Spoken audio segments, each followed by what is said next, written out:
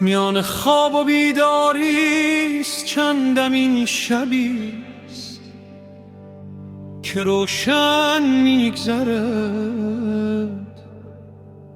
چندم این شبیست که خواب میبینم. طوفانی عجیب است بر بادهاست، بادهای سرد و رعد و برقاست. دهکده ما زیر هجوم طوفان آب و گرباداست، زیر سیطره بادهای سیاه.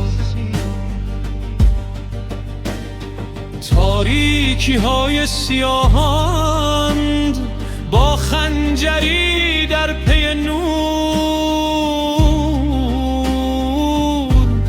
چنان که گویی دهکده را چشم زدهانه. نفسم فرو میرهد، صدا در گلو میمیرد و فریادم میترکد تا از پس بادها، گردها، از پس تاریکی های سنگین و گردبادها، نوری باریک براید با خورشیدی زرد پدیدار شما. از یک سو عیسی براید، از سوی دیگر آذر.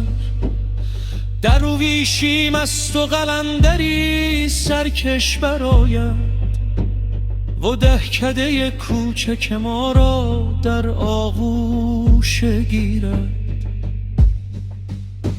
بر باد و باران فرمان میرانند و بر طوفان وحشی نیز از سر و روی مردم دهکدهان هم ولایتی ها و هم نسلانم غبار نیز داری. در کشتزارهای ما گندم میکارد، در نهرهای خشک آب روان میکند، حتی تیره های گل سرخ و گل سبز که با دهکده ها دشمن بودند، کینه در دل داشتند، به خون هم تشنه بودند و در سنگرها نشسته بودند، با هم آشتی میدهند، با همه را به دنبال خویش میکشاند، همه مرا مریدان عشق